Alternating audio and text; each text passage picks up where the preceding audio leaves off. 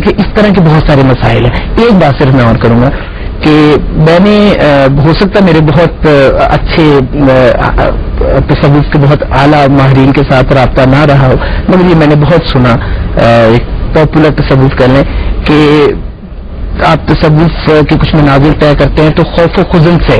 آزاد ہو جاتے ہیں. میری رائے یہ ہے کہ عربی النسل اسلام کو ماننے والا خوف و خزن سے کبھی آزاد نہیں ہوتا. عرض کر رہا ہوں یہ مر کے ہو سکتا اور وہ بھی نہیں ہوگا کیونکہ اس کے بعد بھی بہت سارے مسائل ہیں. یہ جو قرآن مجید نے جو کہا ہے نا بلا خوف علیہم ولا هم يحزنون، جی کو لوگ اس کو اختیار کرتے ہیں. پھر انٹرپریٹیشن کا مسئلہ قرآن کی نص ہے جی نہیں ڈاکٹر صاحب، پھر انٹرپریٹیشن کا مسئلہ کہ وہ مولانا اصلاحی کی تعبیر تو یہ کہ یہ آخرت کی تعبیر ہے اصل میں. جی ادر وائز مجھے تو بہت باوقار بہت ہی عمدہ بات لگتی ہے. اگر میں غلطی پہ نہیں تو حضرت عمر نے کہا تھا کہ اگر سب لوگ مجھے اطلاع کو کہہ دے کہ جنت میں جا رہے ہیں اور ایک جہنمی ہے تو میں ڈروں گا کہ میں نہ ہوں. جی سوری حضرت ابو بکر. اور اگر سب کو اللہ بخش دے اور اعلان کر دے، یعنی یہ جو ہے اس سے آپ ایک مطلب اگر ایک ٹرم ہے نا نفس مطمئنہ، واقعی رک جانا چاہیے کہ کیا ایگزیکٹلی کیا جو بولنے والا ہے اس سے کیا مراد لے رہا ہے. اور اس کے اور پھر یہ ہے کہ یہ اگر ایک ہے کہ خوف و خزن سے پاک ہونے کا پھر کیا مطلب ہے. رسول اللہ صلی اللہ علیہ وسلم نے فرمایا کہ الایمان بین الخوف والرجاء، اس کی بہترین شرح ہے سیدنا صدیق اکبر کا یہ. دوسری پہلو کی طرف آتے ہیں ہم ذرا، یہ بات ابھی ہوئی ہے اس میں بھی، کیونکہ ہم یہ ایک الگ موضوع ہے کہ مطالعہ اقبال کیسے کرنا چاہیے اس دور کے اندر، اور اس پہ یقیناً بات ہونی چاہیے. ہم چونکہ ایک خاص موضوع کو لے کے آگے بڑھنا چاہ رہے ہیں.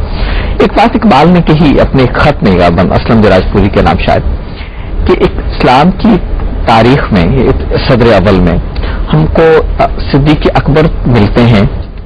فاروق اعظم ملتے ہیں، لیکن کوئی حافظ نہیں ملتا. ایسے لوگ جو فنا کی تعلیم دیتے ہوں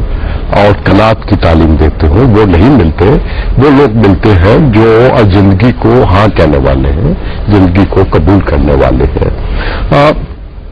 اب مجھے اجازت نہیں کہ یہ وحدت الوجود کے اور اقبال کے حوالے سے ایک اہم بات جو غالباً اہم بات وہ یہ کہ یہاں پہ سب کانٹیننٹ میں یہ ایک سیاسی مسئلہ بھی تھا.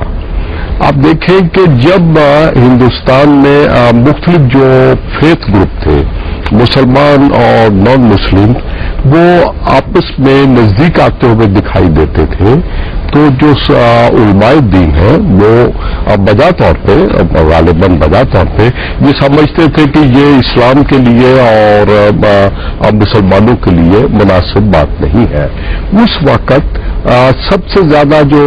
ایک اٹیک ہوتا تھا وہ وحدت الوجود پہ ہوتا تھا، کیونکہ یہ سمجھا جاتا ہے کہ یہ وہ فلسفی ہے جو مختلف گروپس کو، مختلف لوگوں کو آپس میں اکٹھا کرنے کا سبب بنتی ہے، کیونکہ یہ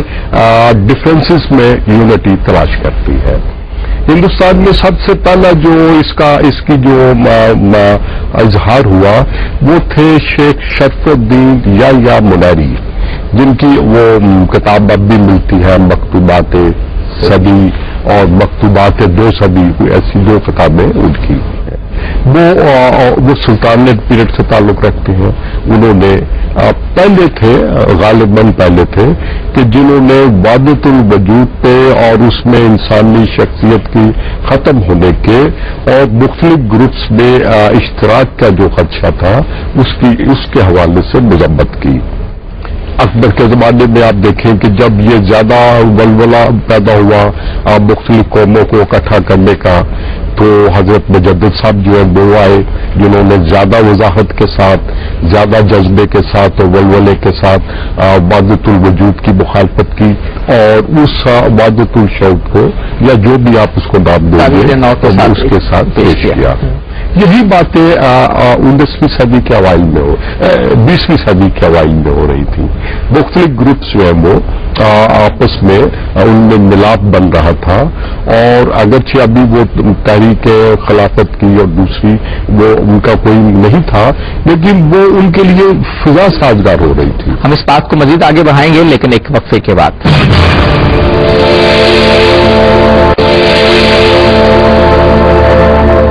اچھا ڈاکٹر صاحب، یہ جو بات ابھی ہوئی کہ اقبال کے تصور سارے خودی بھی اور باقی بھی تصورات جو ہیں وہ اس عہد کے جو مسائل ہیں، فکری بھی سیاسی بھی، اس سے ترتیب پا رہے ہیں، اس سے اثر قبول کر رہے ہیں. تو اس میں ایک بات آپ سے جاننا چاہتا ہوں، جو اقبال نے بیان کیا کہ خودی کی جو مضبوطی ہے 4 عناصر پر اس کا انحصار ہے: عشق، فخر، جرت اور حریت۔ حریت سے ان کی مراد ہے تقلید سے آزادی، یعنی ایک مسلمانوں کے اندر ایک نئی سوچ کو قبول کرنے کی اور روایت سے انحراف کی بھی جرت ہونی چاہیے، حریت کی روایت ہونی چاہیے۔ اقبال کے یہ جو تصور ہے ہماری جو اجتماعی خودی ہے اس کے کانٹیکس میں جاننا چاہتا ہوں کہ روایت کے ساتھ وابستگی تقلید کی سطح پہ، جس کے ہاں آپ کچھ نئی سوچ کو اپریشیٹ نہیں کر پاتے، کیا اس کے رہتے ہوئے ہمارے ہاں کوئی اجتماعی خودی کی فروغ پانے کا کوئی امکان موجود ہے؟ لیکن میں سمجھتا ہوں کہ علامہ اقبال نے اس دور میں جو لٹریچر ویسٹ سے سامنے آ رہا تھا اس میں جو آتھینٹسٹی کا پرابلم تھا، دی آتھینٹک سیلف، اس کو میں سمجھتا ہوں کہ علامہ اقبال نے پورے طور پر جذب کیا ہے۔ اور علامہ اقبال کا خیال یہ ہے کہ اگر ہم اسلام کو بھی فالو کرتے ہیں تو صرف ایک جو فیشن اینڈ فیڈ کا ایک لیول ہے یا پاپولر فوک ریلیجن کا لیول ہے اس سطح پر نہیں، بلکہ ایک آتھینٹک سیلف کے ساتھ، پورے تیقن کے ساتھ، اور جو بھی شریعت کے ماخذ ہیں ان کو پورے طور پر سمجھتے ہوئے اس لیول کو ہم اچیو کریں۔